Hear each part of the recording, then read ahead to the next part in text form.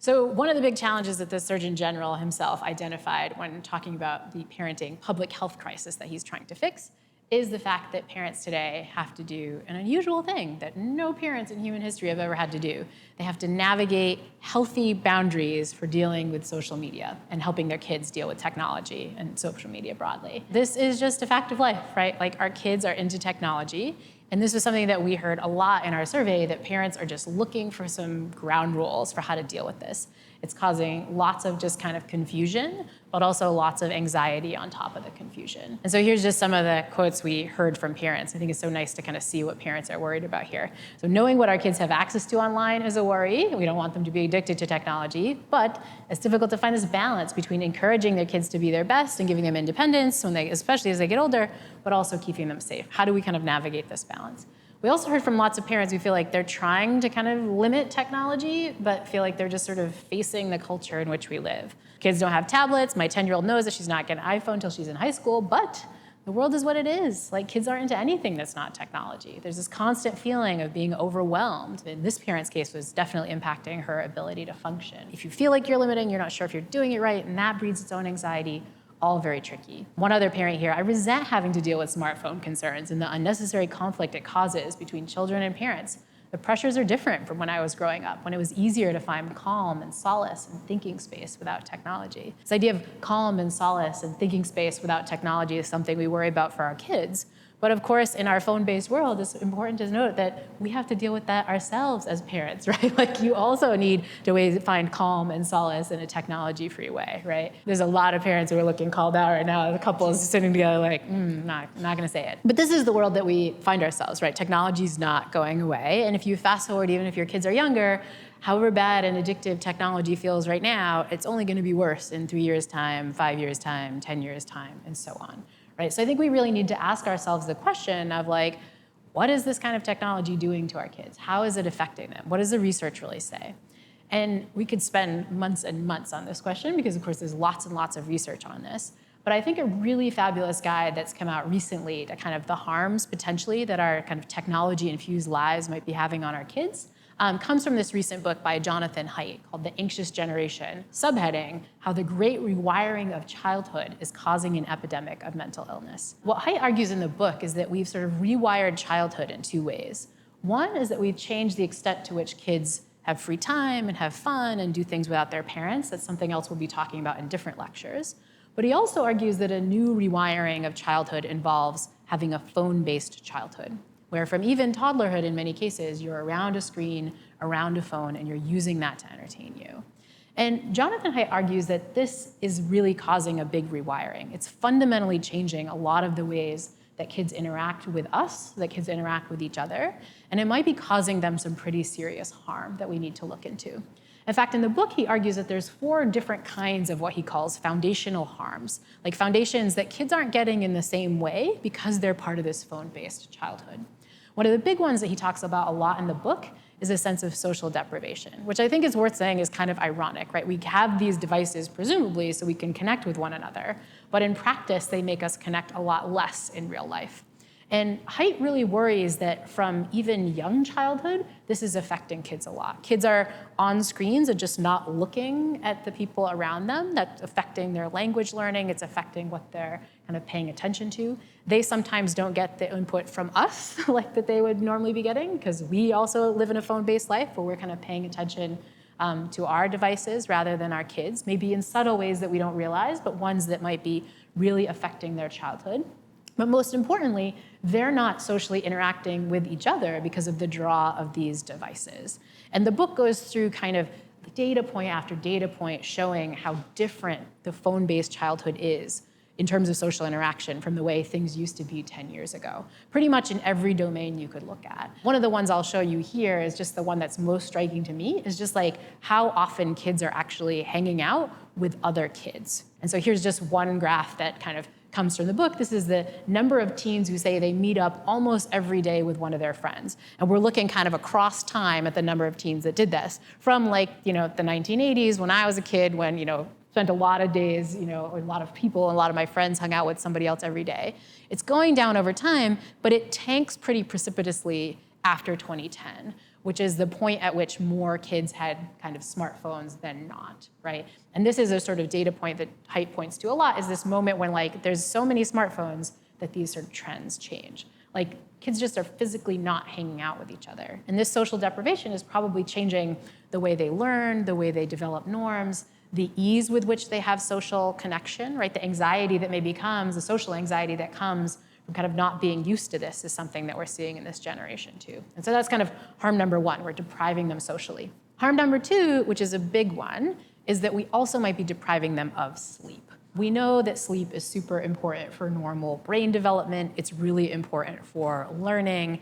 And just like our phones tempt us as adults in the middle of the night, so too does technology tempt younger kids in the night. But the data on how much it's tempting our kids and how much it's affecting their sleep, I think, is really quite striking. One study shows that around a quarter of 15-year-olds say they wake up almost all the time at night to use their phone, right? Almost every night they're kind of waking up to use their phone. A quarter of kids are saying that, 15-year-olds.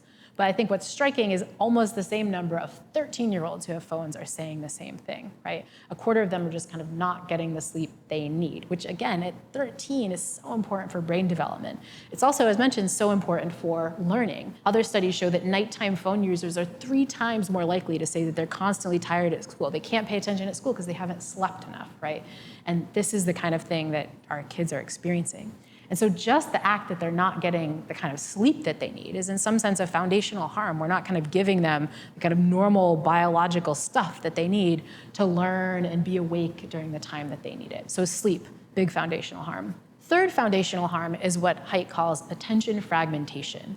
It's hard to pay attention to the good stuff in the world when your phone is binging at you all the time, or just being this exciting stimulus that is easy to pay attention to. Jonathan Haidt doesn't talk about this, but one of my favorite pieces of attention for the power of the attentional fragmentation that's coming from our phones comes from a very strange economic indicator, the amount of chewing gum sales that grocery stores have. Turns out that if you look at the amount of chewing gum sales in grocery stores, this has precipitously declined. And it declines in a way that looks a lot like the declines we just saw in how much teens are hanging out. It starts in 2010, and it kind of crashes. Now, you might say, well, that's like people maybe caring about their teeth or sugar consumption or like keto or whatever.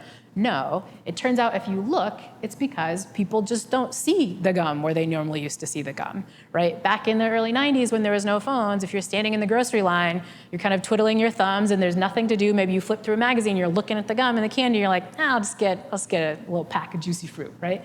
You don't do that anymore because you're looking at your phones, right? Stealing the attention we would normally be giving to all this marketing that's around us, and we're not paying attention to it anymore. Now that might be great for the candy and the gum, but it's pretty awful when the thing we're supposed to be attending to is the person around us and our partner, or just like the rest of the world that we could be paying attention to. The idea is that we just no longer have the attentional space to pay attention to all the other stuff because our phones sort of draw us in. And Haidt in his book goes through study after study of this. These are the kind of studies that I present to my Yale students when I teach the class on campus. Just so many studies showing us the power of this little device for kind of messing with what would normally be our kind of capacity to attend to things. One of my favorite ones looks at the problem of notifications. It always feels like even if you shut off all the notifications on your phone, it's like some of them get through somehow. It's like dinging you when you don't want it to be. But is that really messing you up? Yeah, you hear a little ding in the background. How much does that really affect your attention? Well, researchers like this group actually studied that. They did this with a kind of classic attention study where you're going to flash different numbers on the screen over time, and your task is every time a 3 flashes, you have to like press a certain button. So you have to kind of attend and sort of pay attention. Subjects can do this, and they do this for a whole block of kind of numbers. Then they get a pause, and they come back and do the same thing when occasionally a cell phone will ring, or occasionally you'll get a text alert, kind of text notification, or a control condition where like nothing happens. And the question is, how much worse does their performance get? It's just a stupid test. You just have to notice when there's a 3 there. But I'm going to nerd out and show you the data. This is the number of increases in errors that you see from one block to the next. When there's no interruption, you don't really get that much of a difference. But when there's a cell phone call, or when there's a text message, you get this huge increase, right? You're doing like almost in some cases 4 times as worse, just because you had that little notification bing in the background, right? Think of how many of the 3s in life we're missing. But an even more disturbing study, and one that I think my students remember from the class when I show them this study on campus, is the study by Ward and colleagues that asked, okay, those are notifications. They're designed to steal your attention, so you pay attention to them, right? But what about just as I am here right now, sitting with your phone to the side of you? It's not, well, I shut it off, it's not doing anything, but it's there. And I know the stuff that's on the side of my phone. It's my email and lots of pictures and interesting stuff that's happening in politics all the time. How much is just the presence of that, even when it's not even saying anything or making any noise, affecting me? That's what Ward and colleagues study. They brought college students into the lab and gave them, the typical kinds of college student tests. Like they gave them a memory test, they even gave them a form of an IQ test. And they asked, what's the difference in performance when you have your phone kind of here like I have it right now, just sitting near you, versus in your bag beside you, versus completely away, totally different room? What happens to performance? And these are pretty harrowing data, because I think many of us have our phones around us a long time. Here's what happens on a memory test. If I look at your memory score, you do much better when the phone is in the other room. That's that big, tall bar. A bigger bars means better performance. You're doing about half as well just with your phone there on the desk, even when it's not doing anything to you. That's the memory test version, and this is the IQ test. You actually look like you're missing points on your IQ just because you have your phone near you, right? That's when it's not doing anything. But of course, most of our phones are doing stuff. They're pinging us and notifying us all the time. That is true for us as adults. But what happens for our kids who haven't developed the right kind of frontal lobe control to kind of avoid this stuff? And classic ways that our technology might be messing with our attention in ways we don't think about. That was kind of attention fragmentation. But Haidt goes back through a final thing that he really worries about, a final, as he calls it, fundamental harm. And this is this idea of addiction, right? Our phones are built by these incredibly intelligent folks who have one goal in mind, in most cases, to keep us on our phones. Or if it's an app that you're using, to keep you on that app. That is how they make money. And they built in a lot of features to kind of make you hooked, to make us, in some sense, love our phones and want to be on these apps and want to be on these things all the time. And it works for sure for adults, as I'm sure those of you with smartphones know. Just to get some kind of statistics on this, adults interact with their phones over 85 times a day. And this was a statistic that came from 2017, so I actually think it's probably even worse now. I don't even want to know how much worse it is now that we have even more attractive devices. And adults say that it's hard to get away from them, right? Over 90% of adults say that they're never without their phone, and over 40% of adults say that they can't live without their phone. And I actually think the statistic is probably higher if people really were honest about it, right? These have addictive properties for us, right? With our fully formed frontal lobes that are ready to take on lots of stuff that's tempting, but we know we should kind of withhold. What about our kids who really don't have that kind of control built in yet, right? Of course, these devices are built to kind of attract them, and it's working, even if we just look at the sheer amount of time that young people are spending on their phones right now. So Common Sense Media, which is one of these nonprofit groups that does all these cool studies to try to look at phone use and look at technology use, has found that today, or in 2022, teens spent on average 8.5 hours a day on their phone, right? Like a decent amount of their waking hours on their phone, right? What's terrifying is that tweens are pretty close. So 13 to 15, spending all over 5 hours a day on their phone. This is a lot of time.